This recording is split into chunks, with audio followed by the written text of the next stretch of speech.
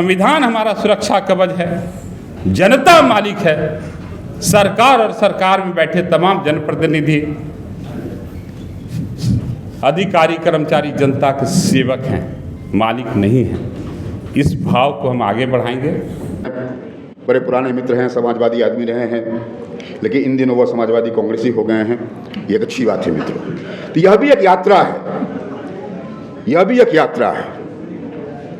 तो समाजवादी हुए, कोई राष्ट्रवादी हुए, लेकिन कुछ लोग कुछ नारे तो छोड़ने पड़ेंगे आप लोग। ये लगातार कुछ नारों से लगातार कई दशक से लोग हमले कर रहे हैं, उससे खत्म होगा क्या? संविधान सभा में मौजूद थे, वो अंतिम पायदान पे खड़े हुए व्यक्ति को भी ये अधिकार दे रहे थे कि जब भी आपके साथ अन्याय और जुल्म हो तो आप सिस्टम के सामने खड़ा होकर हक की आवाज़ बुलंद करना और आपकी सुनी जाएगी। तो उदाहरण के तौर पे आपके सामने मोहम्मद इरफान खड़ा है। मौजूद सभी सम्मानजनक और जिंदा दिल क्रांतिकारियों को दिल की गहराइयों से मेरा जय भीम। मैं मोहम्मद इरफान दिल्ली के एक स्लम एरिया से आता हूं और मैं पिछले 15 सालों से संघर्ष में हूं। मैंने ये बताया है, अलग अलग वजहों पे को लेके अलग अलग टाइम पे, और अभी भी संघर्ष में ही था तो अचानक दुनिया के सामने आ गया। तो मैं ये कहना चाहूँगा कि बड़े सलीके से अपने लबों को खोलना है। बड़े, मेरी दीदी जय श्री कृष्ण पूजा दीदी ने देखा नहीं, बड़े सलीके से अपने लबों को खोलना है। जहाँ कोई नहीं बोलता वहीं बोलना है। यकीनन उड़ान देगा ये आसमां वाला, हमें तो सिर्फ परों को खोलना है। देखिए, एक बार इस देश के एक महान नेता ने कहा, अंबेडकर अंबेडकर क्या कहते हो? भगवान का नाम ले लेते तो शायद कुछ मिल जाता। तो मैं कहता हूँ, शायद हम में से किसी ने भगवान को तो नहीं देखा, लेकिन भगवान हमेशा पृथ्वी पे आते हैं लोगों के जीवन को बेहतर करने के लिए। तो जिसने यूनिटी दी, इक्वालिटी दी, समानता दी अवसरों में और जीवन के हर स्वरूप में, उसे अंबेडकर कहते हैं। अगर ये शरीर है तो आत्मा अंबेडकर है। और तमाम वो महापुरुष जो उस संविधान सभा में मौजूद थे, वो अंतिम पायदान पे खड़े हुए व्यक्ति को भी ये अधिकार दे रहे थे कि जब भी आपके साथ अन्याय और जुल्म हो तो आप सिस्टम के सामने खड़ा होकर हक की आवाज़ बुलंद करना और आपकी सुनी जाएगी। तो उदाहरण के तौर पे आपके सामने मोहम्मद इरफान खड़ा है। देखिए, मैं कहता हूँ, अंबेडकर यानी शिक्षा, अंबेडकर यानी समानता, अंबेडकर यानी न्याय, अंबेडकर यानी मानवता, अंबेडकर यानी बंधुता, अंबेडकर माने हिम्मत, अंबेडकर यानी हमारा संघर्ष। हम कहाँ पैदा हुए, हम क्या करते हैं, इससे मतलब नहीं, हम क्या कर सकते हैं इसी से मतलब है। जय हिंद, जय भारत, जय भीम। मित्रों, मैं 3 कारण से यहाँ पर आया हूँ। एक तो हमारे जात का आदमी कोई राष्ट्रीय अभियान शुरू कर रहा है, इसलिए आया। मैं जातिवादी हूँ, जैसा लोगों ने कहा कि हम लोग वहाँ हैं जहाँ जातिवाद बोलबाला पर है, धर्मवाद बोलबाला पर है, संप्रदायवाद बोलबाला पर है। इसलिए हम लोग जो हैं, तो हमने पहला कारण है कि मैं उस जाति का आदमी, इसलिए मैं आया हूँ। दूसरा कारण है कि वो बिहार का है, इसलिए मैं आया हूँ, बिहारी है। और तीसरा बड़ा कारण है कि इस दिल्ली की भूमि पर अभी एक दलित ने बड़ा आंदोलन खड़ा किया है, जो सीजेपी है, और दूसरा आंदोलन खड़ा किया है ललन कुमार ने। ये बधाई है मित्रों। समस्याएं बहुत है, हर दल में है, लेकिन जो जिस दल में है उनको अपना दल अच्छा लगता है, और जो बाकी दल है वो सब खराब है, गंदा है, निकृष्ट है। ये है, स्वाभाविक है।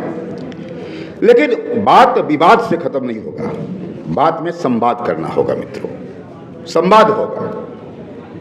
आप लगातार नीचे गिरते हो जा रहे हैं पॉलिटिकल फोरम पे, और आपको अपने होने का बड़ा गुमान है, आपके अपने संवाद का बड़ा गुमान आपको है। तो है, रखिए उसको, कोई दिक्कत नहीं है। लेकिन मित्रों, ये एक सामाजिक कार्यक्रम, ये सर्वदलीय कार्यक्रम है। ये मैं भाजपा का हूँ, माधी जी हमारे गठबंधन में हैं, बगल में बैठे हुए कांग्रेस के हैं, जय हिंद जी हमारे मित्र हैं, बड़े पुराने मित्र हैं, समाजवादी आदमी रहे हैं, लेकिन इन दिनों वह समाजवादी कांग्रेसी हो गए हैं। ये एक अच्छी बात है मित्रों। तो यह भी एक यात्रा है, यह भी एक यात्रा है। तो समाजवादी हुए, कोई राष्ट्रवादी हुए, लेकिन कुछ लोग कुछ नारे तो छोड़ने पड़ेंगे आप लोग। ये लगातार कुछ नारों से लगातार कई दशक से लोग हमले कर रहे हैं, उससे खत्म होगा क्या? एक ही नारे, एक ही बात चला रहे हैं, ये लोग, सब लोग, ये किया, वो किया। मित्रों, थोड़ा संवाद की प्रक्रिया ओपन कीजिए।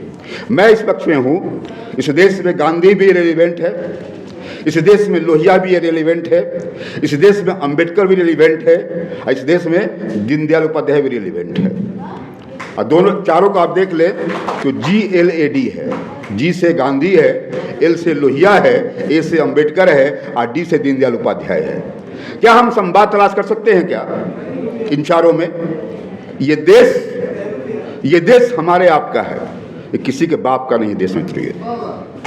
ये देश हमारे आपका है और हम सब आपस में इतना देंगे। हम लोग जब पावर में नहीं थे तभी कहीं बैठते थे तो लोग कनखिया के देख के कहते थे ये जो भाजपा वाले हैं, ये जो संघ वाले हैं, उस समय भी जब पावर नहीं था हम लोग को। आज तो पावर है, 18 राज्य में है, केंद्र में है, 20-22 को हम लोग सहयोगी है मांझी जी की तरह। तो मतलब ये है कि आज भी वही बात, वही नारे, तो उससे कहाँ कुछ मिलना जुलना है मित्रों।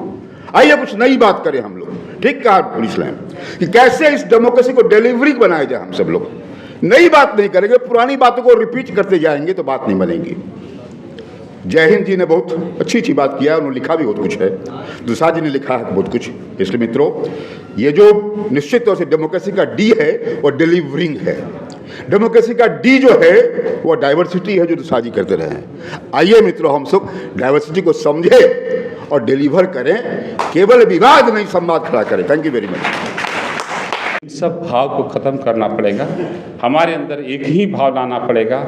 हमारी पहचान, आज तो लोग बोलते हैं, बड़ी बड़ी बात करते हैं, कहते हैं कि भाई व्यक्ति की बात मत करो, व्यक्ति से बड़ा दल, व्यक्ति से बड़ा समाज, और समाज से बड़ा देश, समाज से बड़ा राष्ट्र। लेकिन राष्ट्र का भाव कुछ और हो जाता है।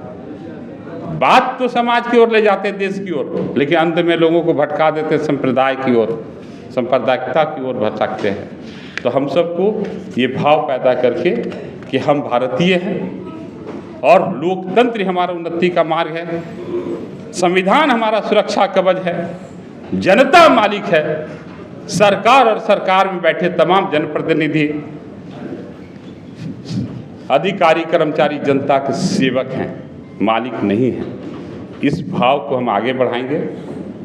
अगली बैठक में हम लगातार मिलते रहेंगे। यहाँ से प्रारंभ हुई है, पता चलेगा कि कभी आपके राज्य में जाएंगे, आपके ज़िले में जाएंगे, आपके प्रखंड में जाएंगे, आपके गांव में जाएंगे। ये यात्रा आज से प्रारंभ हुई है। एक किताब आज प्रकाशित हुई, लेकिन ये यात्रा जो अभियान आज से प्रारंभ हुआ है और यह अभियान मेरे जीवन के अंतिम सांस तक चलेगा, क्योंकि मुझे बाबा साहब से चैलेंज है कि पढ़े लिखे लोग अब आपको धोखा नहीं देंगे, आपके लिए अपना जीवन समर्पित कर देंगे। बहुत बहुत धन्यवाद आप सबों का, अपना हृदय से आभार।